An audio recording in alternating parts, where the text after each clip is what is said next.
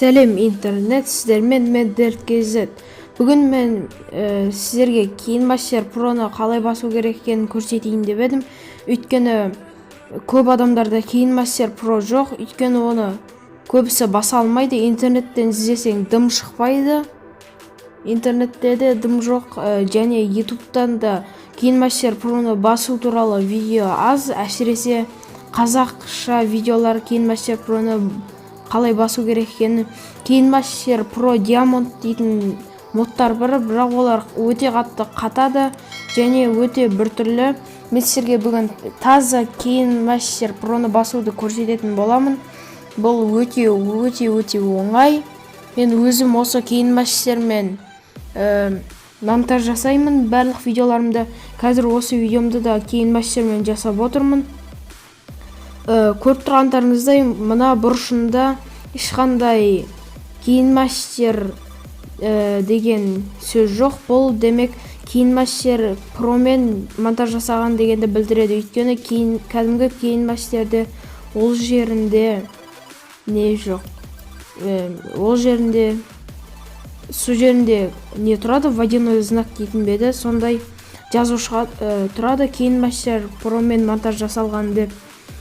Мен кешіріңіздер, өткен апта видео шықпағанына. Оның себебі менің телевизорым бұзылып қалды. Басқа дұрыс сылтау таппадым. Жарайды, өткен аптада мен еріндім, сондықтан видео шықпады. Осы аптада 2 видео шығаратын шығарым деген ойдамын. Сіздер көп видео жинасаңыздар, осы 2 демалыста мен 2 видео шығаратын боламын. Free Fire'дан шығарам ба деп ойланып жүрмін. Ал ең бірінші, сіздер KineMaster Pro'ны басып алу үшін міндетті түрде Telegram басып алуыңыздарыңыз керек. Регистрация өте оңай. Регистрацияны өтесіздер. Және де мен мынандай неге кіресіз? Telegramға кірген соң мына группаға кіру керек. Бұл группаға қалай кірем десеңіздер, мынау лупаның суретін басасыздар, поиск дегенге кіріп, сосын былай жазасыздар: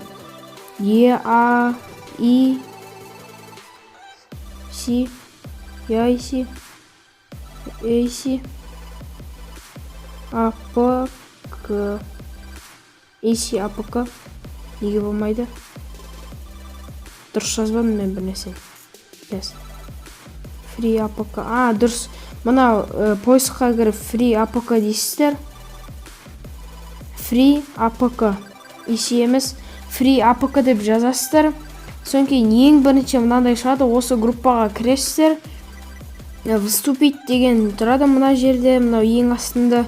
Соны басасыздар, және де осы группаға кірген соң мына 3 нүктені басып, поиск дегенді басып, және де KineMaster дейсіздер. KineMaster.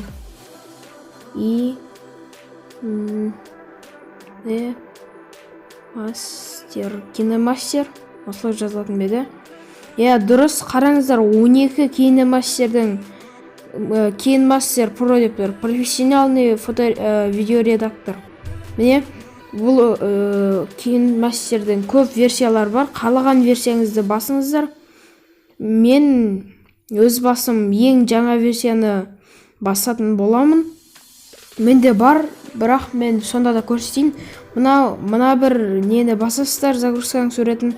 Соң кейін басқан соң өз загрузка болады. Бұл 64 мегабайт. Мен бұның бәрін күтіп жатпаймын. 64 мегабайттың бәрі өзі загрузка болып біткен соң, тағы да мына жерді басасыздар. Загрузка біткен соң ол кезде қағаздың суреті тұрады. Тағы да басқан соң ол установка болады. Сол установка болып жатқанда, установка болған соң бәрі дайын, қолдана берсеңіздер болады. Міне, мынау сол KineMaster.